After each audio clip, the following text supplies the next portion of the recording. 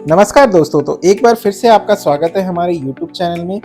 दोस्तों, ये हमारा डे 2 आइटिनरी ऑफ प्रयागराज होने वाला है। हमने डे 1 में प्रयागराज में बहुत सारे लोकेशंस को कवर किया। ये हमारे डे 2 में हम लोग आज आ चुके हैं सबसे पहले इस्कॉन टेम्पल।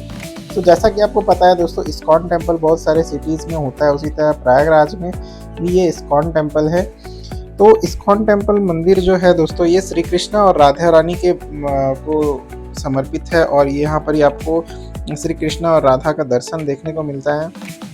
मैं जिस सब वक्त आया था दोस्तों, उस समय इनका दर्शन नहीं हो पाया और जो पर्दा लगा हुआ था वो खुला नहीं था। सामने में ही इस्कॉन मंदिर के सामने में ये श्री राधा मंदिर एक है, उसके बगल में ही बड़ा सा एक कैंपस बनाया गया। माना जाता है कि यहाँ पर ही स्कूल टाइप का है, जिसमें कि जो भक्तों को ट्रेन किया जाता है। यहाँ पर ही हॉस्टल फैसिलिटी भी है, रेस्टोरेंट भी है, बहुत कुछ है यहाँ पर ही। इस्कॉन टेम्पल में दर्शन करने के बाद हम लोग आगे बढ़े माँ कल्याणी शक्तिपीठ। दोस्तों, जैसा कि आपको पता है, माँ शक्तिपीठ जो है दोस्तों, हमारे पूरे देश में टोटल 52 शक्तिपीठ है। उनमें से 3 शक्तिपीठ प्रयागराज में पड़ती है। हमने अपने पिछले ब्लॉग में आलोपी माता मंदिर का कवर किया, वो भी एक शक्तिपीठ है। उसके बाद हम लोग आज आए हैं माँ कल्याणी शक्तिपीठ, उसके बाद हम लोग चलेंगे ललिता देवी शक्तिपीठ। दोस्तों, जैसा कि माइथोलॉजिकल फैक्ट है, शक्तिपीठ माना जाता है कि जब सती माता जब क्रोध में आकर अपने पति के अपमान को लेकर उन्होंने अपने आप को आग में समर्पित कर दिया था और अपनी जान दे दी थी, तो उस वक्त शिव जी बहुत दुखी हो गए थे और वो सती माता को अपनी बाहों में लेकर वो ऐसे ही चल रहे थे बहुत दुख में। तो उस चीज़ को रोकने के लिए श्री कृष्ण ने अपना सुदर्शन चक्र निकालकर सती माता को अलग अलग टुकड़ों में किया। जो 52 टुकड़े हैं वो अलग अलग देश के पार्ट में गिरे, उसको शक्तिपीठ माना गया ताकि शिव जी के गुस्सा को शांत कर सके। तो उनमें से 3 शक्तिपीठ यहाँ हैं। तो ये सबसे पहला जो हम लोग गए थे आलोपी माता मंदिर में पिछले ब्लॉग में, ये दूसरे दिन हम लोग ये कल्याणी शक्तिपीठ आए हैं और उसके बाद ये अभी हम लोग आए हैं माँ ललिता देवी शक्तिपीठ। ये माँ ललिता देवी जस्ट पास ही में पड़ता है दोस्तों। तो आप ऑटो रिक्शा या फिर अपना प्राइवेट व्हीकल से इन सारी जगहों को कवर कर सकते हैं। विथिन 2-3 किलोमीटर ही ऐसा ये दोनों शक्तिपीठ। तो ये माँ ललिता देवी शक्तिपीठ जो है, यहाँ पर आप देख सकते हैं, यहाँ बहुत सारे छोटे छोटे मंदिर बनाए गए हैं और बीच में सेंटर में माँ ललिता देवी जो वो भी एक पार्वती का एक रूप है, उनका एक सेंटर में मंदिर है। ये जो पर्टिकुलर शक्तिपीठ है दोस्तों, माँ ललिता देवी, जैसे हम लोग एंटर करते हैं यहाँ देखिए इस तरह का इसका नज़ारा है। हम लोग इसका जो वॉल जो कार्विंग्स है, स्कल्पचर्स है, बहुत ही अच्छा बनाया गया है। और इसकी जो खास मान्यता ये है दोस्तों कि यहाँ पर ही माना जाता है कि देवी ने एक पावरफुल फॉर्म में यहाँ पर ही प्रकट हुई थी, इसीलिए इसका जो मान्यता है बहुत ज़्यादा है और यहाँ पर काफ़ी श्रद्धालु आते हैं दोस्तों।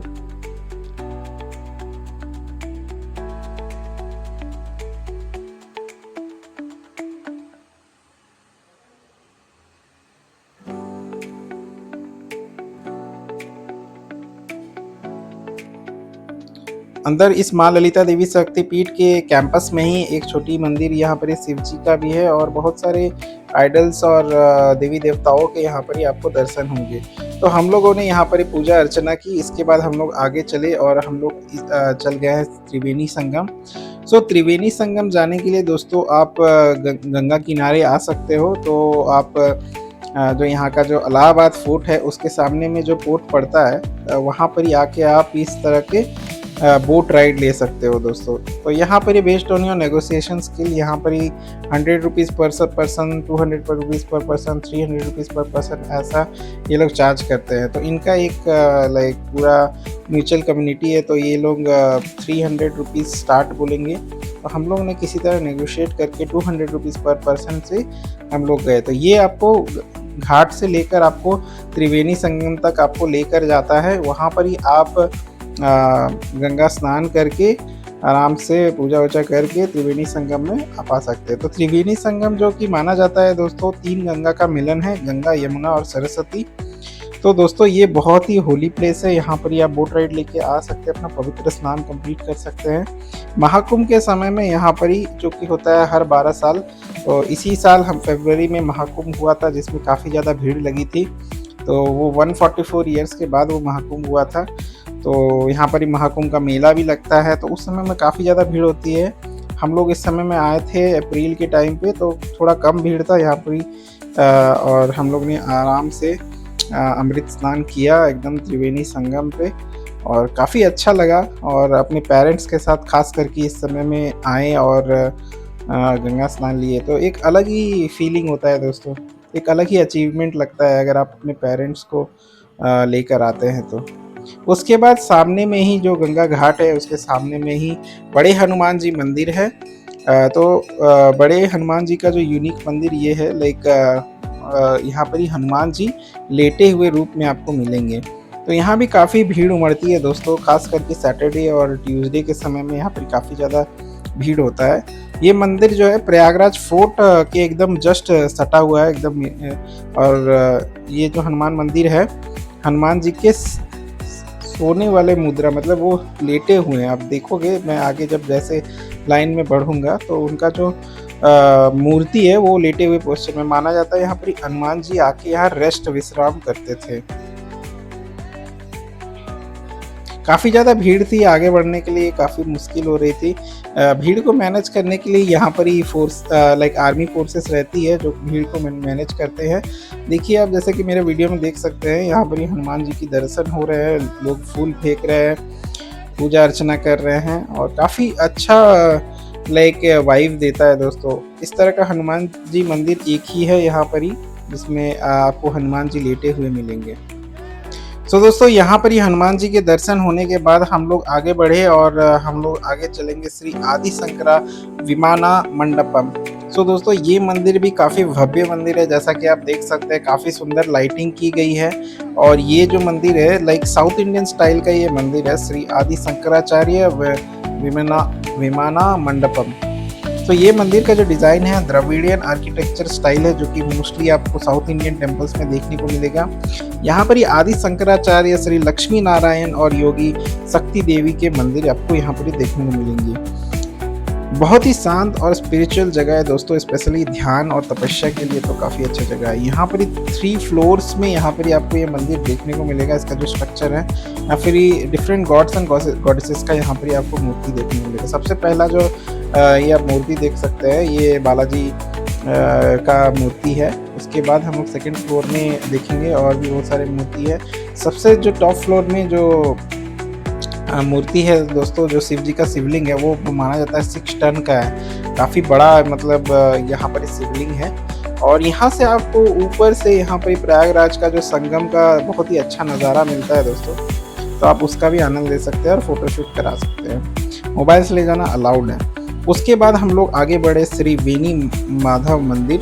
सो वासुकी नाग मंदिर के जाने वाले रास्ते में ये वाणी माधव मंदिर पड़ता है दोस्तों। सो यहाँ पर ही आपको प्राचीन विष्णु मंदिर है। और उसके बाद हम लोग आगे बढ़े वासुकी नाग मंदिर। यहाँ पर ये आपको एक सामने में एक मंदिर मिलता है वासुकी नाग मंदिर के जस्ट आगे में, वो है भीष्म पितामह का जो मंदिर है।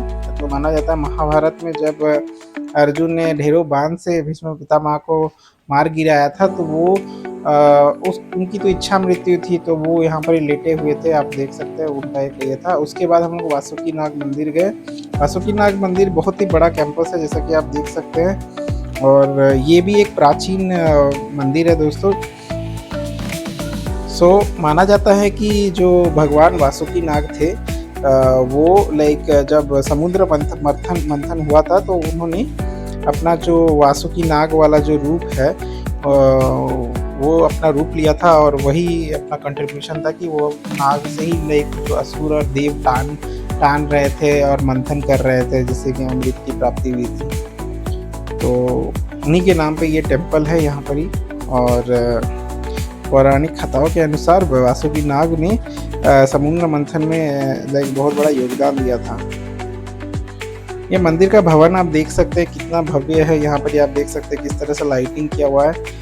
यहाँ पर आने का 2 रास्ता है। जिस रास्ते से हम लोग आए, जहाँ पर आपको लाइक डिफरेंट डिफरेंट और भी मंदिर के दर्शन हो गए, बानी माधव मंदिर वगैरह। और आप मेन जो रास्ता है, जो घाट वाले रास्ते से भी यहाँ पर ही आ सकते हैं। शाम के समय में यहाँ पर ही बहुत ही अच्छा लाइटिंग होता है। आप यहाँ पर ही पूजा अर्चना करके यहाँ पर ही वासुकीनाथ के दर्शन करते हुए आप नेक्स्ट लोकेशन की ओर बढ़ सकते हैं।